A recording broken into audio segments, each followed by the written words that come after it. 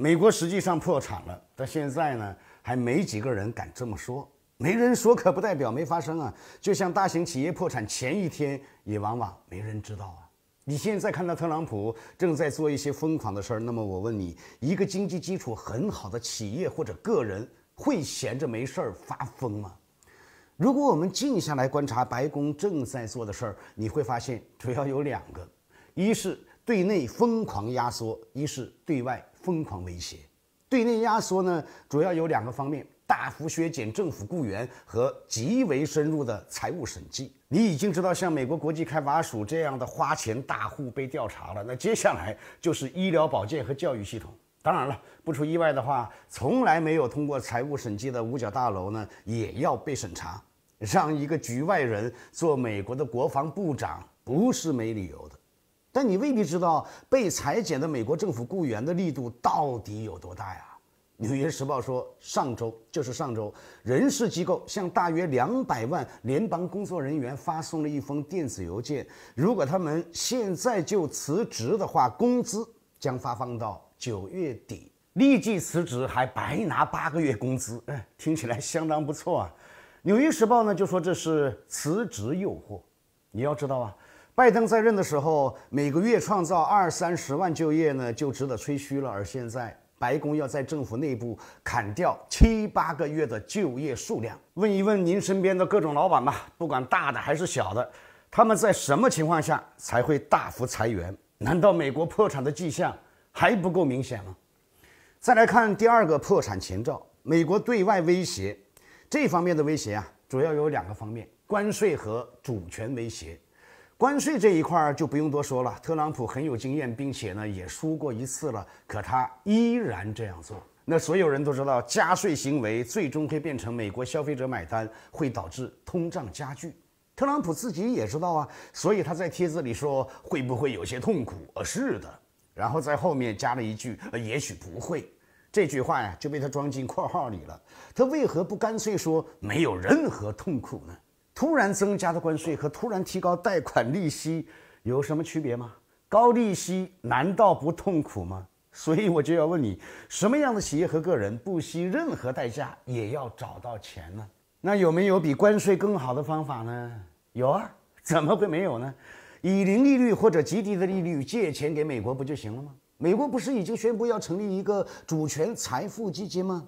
董王谈这件事儿的时候呢，还提到沙特的基金规模特别大。他什么意思啊？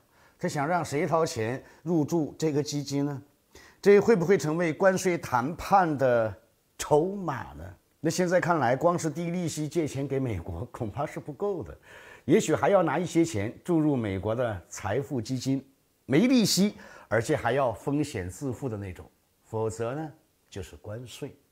也许美国在谈判里不会明说呀，这会让他看起来过于丢人，也会引起破产猜测。但他可以让一些国家主动这样做，然后呢，对这个国家大加赞赏。再然后，您看看对加拿大和格陵兰的威胁，这2个国家怎么说？它也是富裕国家吧？他们是不是要买一点低利率的美国债券或者是主权基金呢？至于那个巴拿马，那就不是花钱的问题了。美国通过巴拿马想要威胁谁，大家心里都很清楚，他想让那个国家出钱。至于美国要接管加沙，拉倒吧，以色列可是钱多着呢。看看以色列国土报是怎么说的吧，标题上的字啊，我都不好意思念出来。并且最关键的是，你知道特马组合最憎恨谁？小马哥可是不止一次说索罗斯是邪恶的或者反人类的。美国国际开发署是索罗斯的大金主啊，关闭他是打谁的脸？还用说吗？像他那样的金融大鳄，现在都要考虑一件事啊，要不要加入美国的主权基金？不加入可以啊，以色列会非常难过。这就是为什么董王上任以后，以色列是第一个访问美国的国家。你真以为美国对以色列非常好啊？所以不管从哪个方面看，美国目前的举动都在说明一件事啊，它就要破产了。因为没有哪个银行愿意低利息借给美国政府钱了，许多人呢也都远离美国债券，要不然黄金价格为什么会涨这么高啊？你大概了解美国的性格，他不会温顺的接受破产，他肯定要疯狂地尝试一切可能的办法。但问题是，以前最习惯的方法，现在呢就肯定不行了。不是他热爱和平，而是实力根本不允许了。打仗就是打工业，这有啥好说的呢？美国还有多少工业呢？打又打不了，那就硬着头皮到处跟人睡，收税的税，非把自己搞到通胀了才会老实啊。不过你也知道，经济现象啊，它有一个滞后期，放到现在的美国呢，大约就是3到6个月。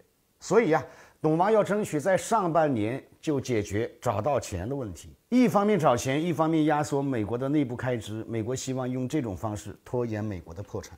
可是，国际上的玩家可都不傻呀，谁会给他钱呢？所以该破产还是要破产。我们当然不希望美国突然破产，这会给世界经济带来很大的冲击。尤其是一些人根本就没预料或者不相信美国会破产，那后果会更加严重。但不管怎样，那种把商品卖给美国赚美元，然后再把美元借给美国去买商品的时代，真的要结束了。区别只在于主动结束还是被动结束。放到美国也是一样啊，它是主动合作还是被动合作，那也是他的选择。趁着刚上台啊，美国还有很多主动的机会，比如放开半导体管制、恢复正常关税之类的。